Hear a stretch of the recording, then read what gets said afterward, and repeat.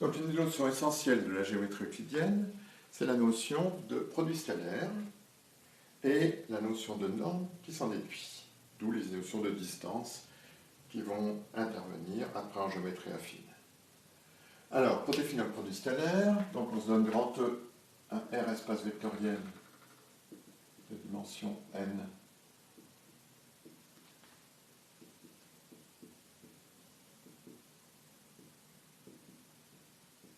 appartenant à une étoile, et B égale E à En, une base de grand E, qu'on supposera toujours fixée. Par définition, soit x et y appartenant à grand E, x va s'écrire sigma de i égale 1 à n de x i e i, y c'est la somme de i égale 1 à n de y i e i, on appelle produit scalaire de x et des vecteurs x et y.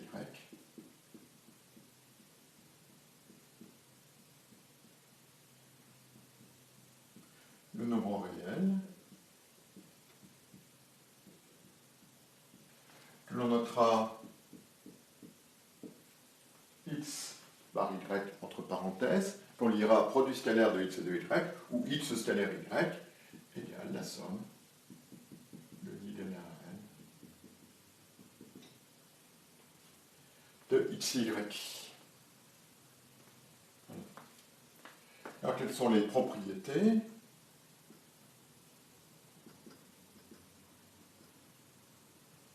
Alors, les physiciens ont souvent l'habitude de noter un produit scalaire de deux vecteurs simplement par un point entre les vecteurs, x point y. Bon, la notation peut devenir largement ambiguë, c'est pour ça que, très souvent en mathématiques, on préfère cette notation-là avec une barre, hein, et entre parenthèses x et y. On ne met pas de virgule parce que ça pourrait désigner le couple x, y, il y aurait une ambiguïté. Là, avec la barre, hein, il n'y a pas d'ambiguïté. Alors, produit scalaire, propriété, je sous-entends pour tout x, y, z, etc. Hein, je sens les quantificateurs. Alors, premièrement, y scalaire x est égal à x scalaire y. Deuxièmement, x plus x prime scalaire y est égal à x scalaire y plus x prime scalaire y. Alpha x scalaire y est égal à alpha x scalaire y. X scalaire y plus y prime est égal à x scalaire y plus x scalaire y prime. X scalaire alpha y est égal à alpha x scalaire y. Troisièmement, x scalaire x est positif ou nul et x scalaire x est égal à 0 si et seulement si x est égal à 0. Quatrièmement,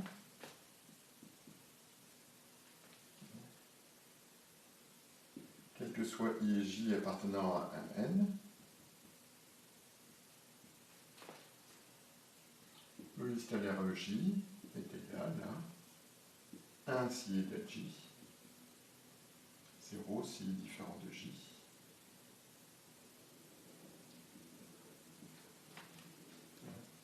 On écrit encore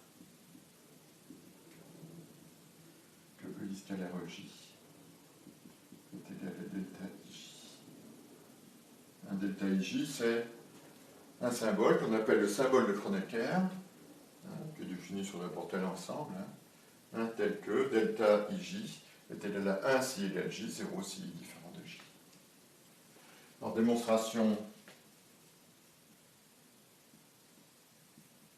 1 est évident. Bon, les propriétés 2 ici se calculent facilement. X plus x prime scalaire y, c'est la somme de y égale à n, de xi plus x prime i fois yi, ce qui fait la somme de y égale à n de xi y plus la somme de y égale à n de x prime i y. Même chose avec alpha x, donc des alpha xi, c'est évident. Quant aux propriété ici, joint à la symétrie, elle découle immédiatement de la première ligne. Donc le petit 2 est le plus facile. Hein.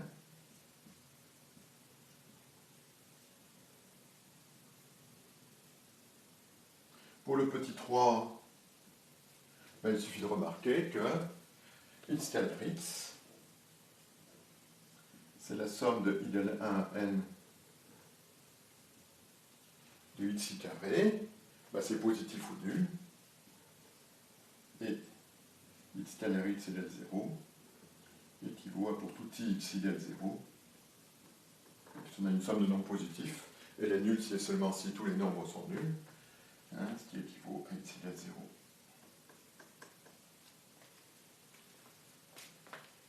Bon, pour le 4,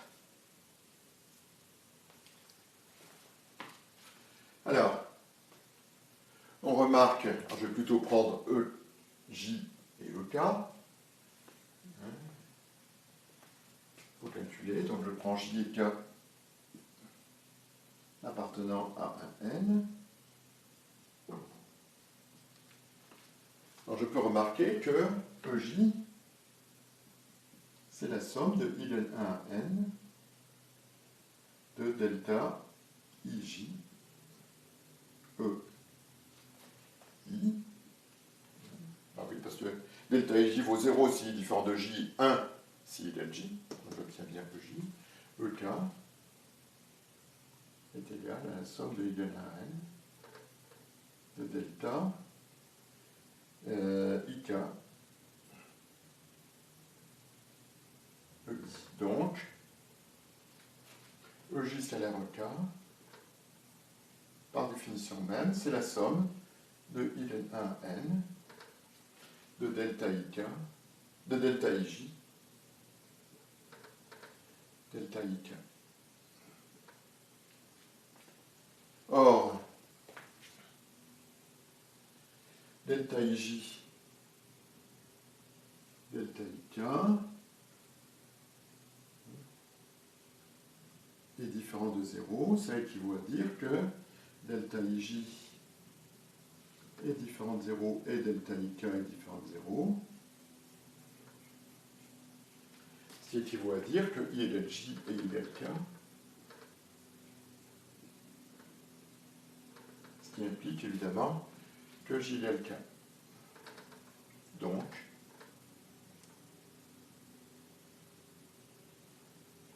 EJ scalaire EK est égal à 0 si J est différent de K.